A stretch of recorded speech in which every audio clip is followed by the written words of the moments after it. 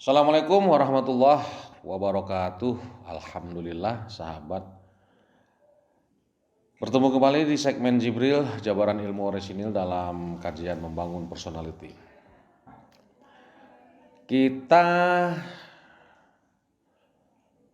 beranjak ke surat yang berbeda ya. Kemarin di surat Yunus. Sekarang kita beralih ke surat Hud. Di ayat 9, cuman sejauh ini harus dibaca dari ayat 11 ya, sampai ayat 11. Kita ketemu lagi dengan derivasi lafaz insan. Nah,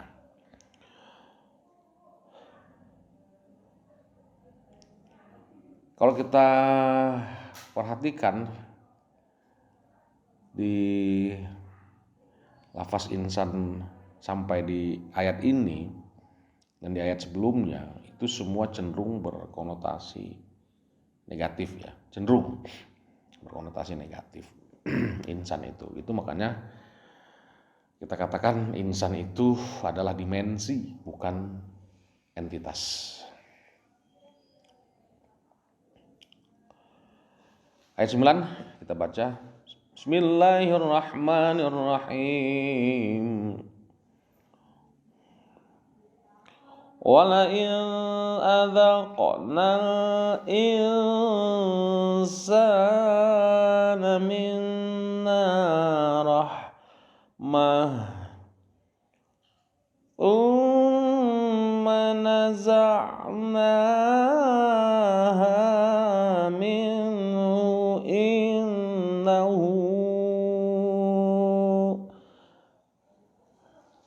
إِنَّهُ لَيَئُوسٌ كَفُورٌ.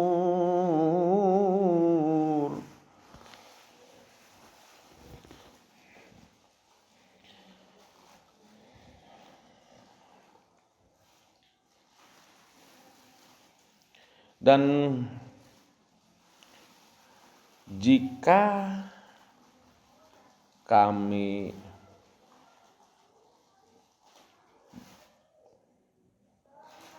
merasakan, kami berikan kepada insan itu rahmah dari kami,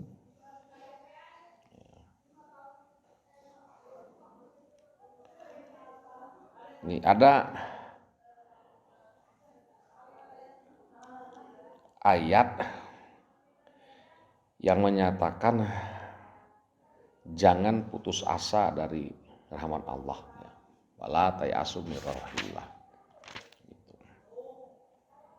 Dan ruhullah. Maka arti naza'a di sini bukan pembatalan ya. Bukan juga klarifikasi, tapi di sini lebih menjurus kepada makna purifikasi. Wa nazana anhu, kami purifikasi. Gitu. Kalau begitu memang berarti Allah tidak suka dengan sifat putus asa pada insan ini ya. Allah tidak suka dengan manusia yang putus asa.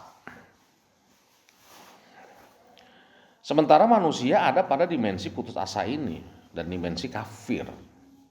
Ya. Putus asa itu ranahnya pada individual, bisa juga secara sosial horizontal. Kalau kekafiran mainnya ke vertikal, gitu. Itu bedanya antara putus asa dan kafir. Secara vertikal tidak mengenal kata putus asa karena Allah yang selalu memberi asa. Ya, jadi putus asa adalah dimensi awal manusia. Ya. Dimensi awal manusia karena kehilangan rasa kepemilikan. Gitu. Miliknya sendiri ada, ya, yaitu dirinya sendiri. Jadi manusia itu adalah milik dirinya sendiri. Ya, gitu. Tapi manusia lebih kepengen memiliki benda, ya, ya. Padahal kepemilikannya itu ada pada dirinya. Kepemilikan berarti ada benda materi yang dimiliki, sementara dirinya adalah miliknya. Gitu.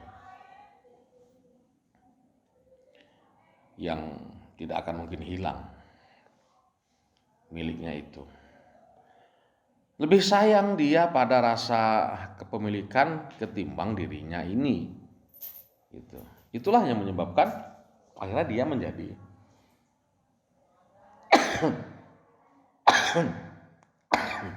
kafir, ya.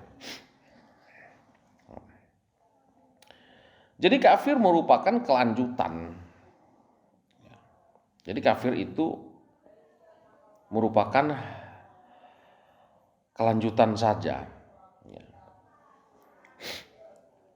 Makanya saya bilang kafir itu, pernah saya katakan kafir itu adalah ekses, bukan kausa. Namanya asa harusnya tidak pernah putus, karena asa ada pada diri kita itu. Bukan pada harta, bukan pada uang, bukan pada anak. Sementara kita selalunya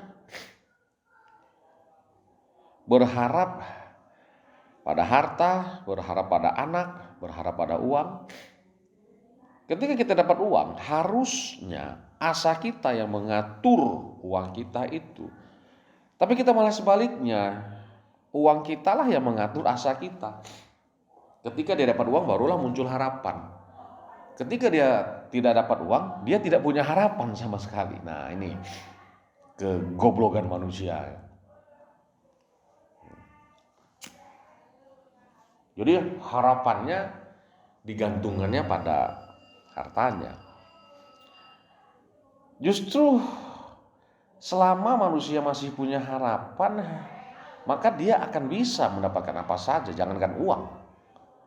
Ya. Apapun bisa didapatkannya. Nah, tapi bukan untuk dimiliki. Begitu. Jadi pada ayat ini dia sudah meletakkan asanya pada rahmat Allah secara subjektif gitu. Ada rahmat, tapi jangan merasa memiliki, karena rahmat itu bukan punya kita tapi punya Allah.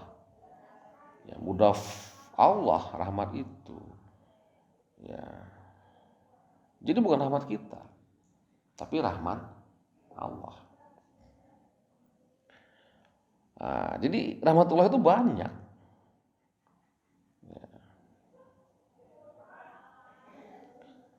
Ketika dapat rahmat, rusak pula kita dibuatnya. Maka dicabutnya, dipurifikasinya gitu. Karena tak bermanfaat. Rahmat itu buat dirinya. Cabutnya.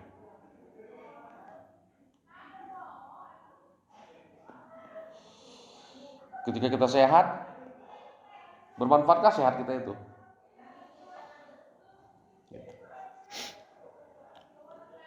Orang tidak akan pernah merasakan manfaat dari kesehatannya.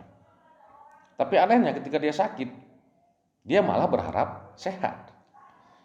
Sedangkan ketika sehat saja dia tidak menjadi manusia bermanfaat. Bahkan bisa jadi sebaliknya, justru saat dia sakitlah dia menjadi manusia yang bermanfaat. Dia sadar dirinya ternyata adalah manusia yang bermanfaat ketika dia sakit. Maka dikasih Allah dia sakit terus. Gitu. Jadi orang bilang sakit itu musibah. Sakit itu merupakan bentuk kemarahan dari Allah, enggak. Sakit itu sendiri pun bentuk rahmat dari Allah.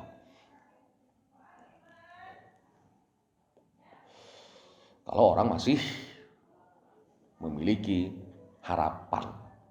Tapi ketika orang sudah tidak memiliki harapan, maka sakit itu dianggapnya laknat Allah, marah Allah, hukuman dari Allah. Maka tidak sedikit yang bunuh diri dibuatnya. Gitu. Nah, jadi asa ada bersama dengan ruh, ya. Iman itu adalah nyawanya manusia bersamaan dirinya. Selama masih hidup, asa itu tetap ada, harusnya. Ya. Nah, jadi selesai pada diri nggak mesti menyelesaikan. Ya. Jadi nikmat itu kok belum mempernikmat dirinya. Jadi nikmat itu sebenarnya berguna agar tidak ada lagi hal yang darurat. Yang di ayat 10-nya itu kan, walain azaknahu ni'mah ba'da darra masadhu